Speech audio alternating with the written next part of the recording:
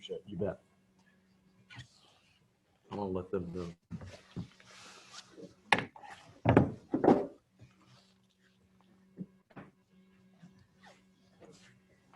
All right, first of all, I want to thank everyone here in Memphis associated with the AutoZone Liberty Bowl. Short stay, but a successful stay, and very proud of everyone associated with our program. I thought this game kind of mirrored 2020 in a lot of ways, so fitting way to close out the year. Wasn't a thing of beauty, but it was gritty. And, you know, I thought it was really important for our guys to finish in the right way.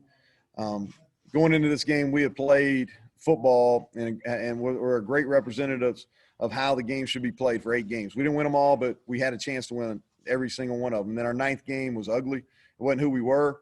And for us to bounce back and have a come-from-behind victory here in the 4th quarter, win our 2nd bowl game since joining the Big 12, I thought it was huge. And it's huge for our program moving forward, going 6-4. Great way to end. You know, if you look at it, a lot of our glue guys, you know, that are seniors that are finishing their career, they play big roles in this. And I think that's special. That's a memory for them that they'll have for their entire life. That's a happy locker room in there. That's a locker room that has poured a ton into it, and they need some time off. And so staff, players, everybody's looking to hit a pause here.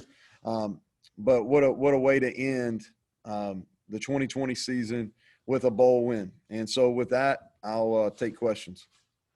Steven, first question. Hey, Coach Brown, congrats on the victory. Yeah, thank you. All right.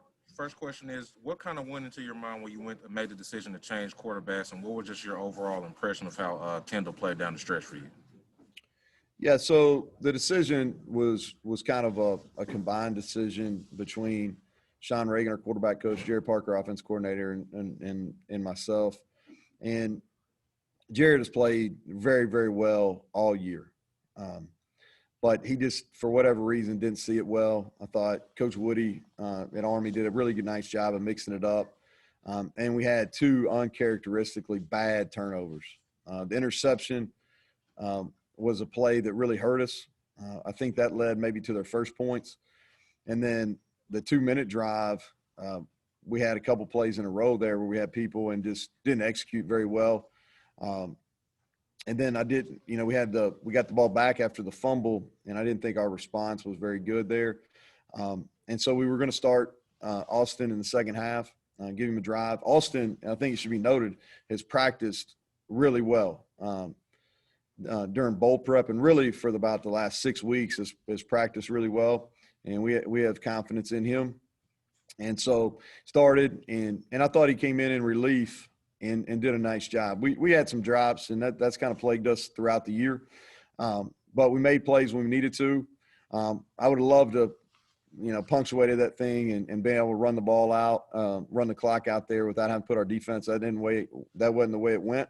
So I think we've got some growth there to make for sure. We've got to be able to run the ball when everybody knows we're going to run it. So, but that's a story for another day. But I thought Austin did a really nice job. I think it's a good story in the fact that I thought over the last 2 months of the season, he handled adversity really well, had a good attitude, was fun to coach. And then when his number got called, he made the most of it. Schuyler? Hey, Neal, Skyler on here with Sports Illustrated. Just what does this win mean to you guys going into next season? How much of a momentum builder can this thing be for you guys? Well, we talk about 4 things in bowl games, and you probably heard me say this a couple times in a couple different press conferences. Number 1 is win the game, so that was huge. Number 2 is to provide a memorable experience, and we tried the best we could, and I think we did that. Third thing is to honor our senior class. We did a lot leading into this game to really honor those guys. They had a total non-traditional senior year, and that wasn't something they asked for, so we tried to make it and really honor those guys in the correct manner here finishing out. And then we wanted to make sure that this was the first step into 21. And the point that we made is the Big 12 now remains undefeated in bowl games. The league's not getting any easier. I thought we went from kind of the bottom third of the league. We moved up to the middle, and now we got to make the bigger jump, which is going from the middle to up to the top and competing for a championship. And I think you got to win your bowl game. We did that, and now we carry momentum into the off season, but we still got a lot of work to do. We're very aware of that. We're going to celebrate this, and then take some time off. But we know we've got the next 8 months are going to be critical in our program's development. Greg? Yeah, so Coach, just talk about your defense. It looked like obviously you knew you had some guys out, but looked like even Tykeet hardly played at all. So defensive effort, especially with all those guys. Yeah. So Tykeet, he was in an accident. He didn't practice a lot. And then we had several head injuries during the game. We lost 3 secondary members to head injuries. And you all know that the guys that cover us, we're not very deep in the secondary as well. So we're fortunate to have Scotty Young be available in the game. Thought he played a lot. And then we're out there in Bonamico. Bonamico hadn't played a snap of safety in 2 years, and he played the whole half the third and the whole fourth quarter. Jake Long came in and played after Sean Mahone got hurt. Jake got hurt in his final game here. And so we kind of pieced it together. And then if you look at it, I thought the last 3 or 4 times, maybe 4 times that we had the ball, or they had the ball, that we were able to get stops. And I think that speaks really highly, not only of our players. I thought they played extremely hard, but also I thought our staff did a nice job. And I think something that it's unfortunate we couldn't take advantage of it offensively, but the successful onside kick completely changed the field position game in the second half.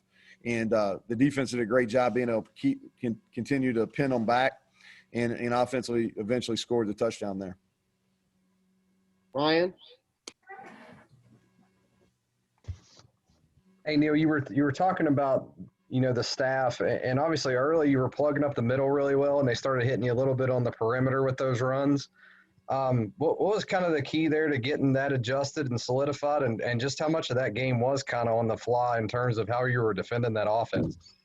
Well, a ton of it was on the fly, honestly. And we tried to play our base defense. We didn't try to recreate the wheel in about 9 days here. It just wasn't going to be possible.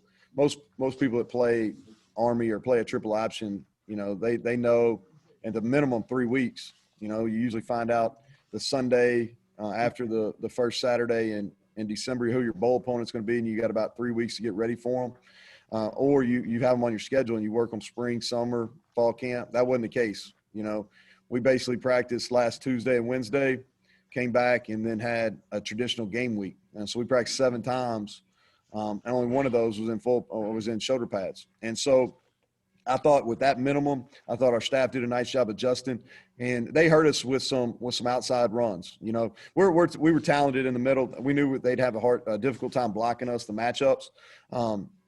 The big fullback's hard to tackle, but they hurt us out on the perimeter. And basically, once we got the backside safety over there to be a factor, and we were able to set the edge into the boundary, then we played that much better late in the third, or really after the first drive in the second half. All right, we've got time for 2 more, starting with Clayton. Hi, Neal. You win this the final game of the calendar year 2020 here with the Liberty Bowl. What are you taking away from not only this year 2020 as a whole, but also this college football season in 2020 amid everything going on? Well, I think there needs to be a lot of credit given in to all the people that made this college football season happen. And there's been ups and downs, there's been cancellations, postponements, all those type of things. I just really believe that playing football was the right thing to do. That quarantine time was really hard. And my intent is always up for mental health, but that was a really difficult time for guys 17, 18 to 22, 23 to be thrown completely out of their routine.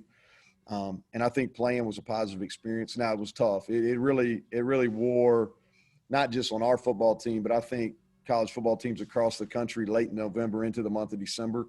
Our performance here was much better in this bowl game as far as energy and how we played.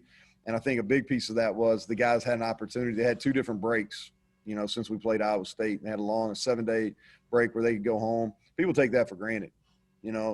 As somebody has, married and has kids, my home's in Morgantown now. That's not where I'm from, but my home is in Morgantown now. Our players, their home is wherever they're at, wherever they're from. And you take a kid that's not able to go back and go to their home for 7 months, that wears on you. And So we were fortunate that our guys got a break there, and I thought we handled the bowl prep in the right way from a staff standpoint, giving them some time off. And so the takeaway is it was better than the alternative. Plan was better. I thought kudos to our people. I thought handling the COVID issues as best we can. I thought our guys and our staff and really our administration was extremely supportive. And so you're always going to remember this year. That's what I told our players, and what better way to remember it with a bowl win here. That's it. Thank you. Last question. Thank you, Neal. Okay. That's our last That's question. it. All right. Neal, we have a presentation for you Okay, great. from the Lumbermen's Club of Memphis. This is a hand-carved Liberty Bell, and we have quick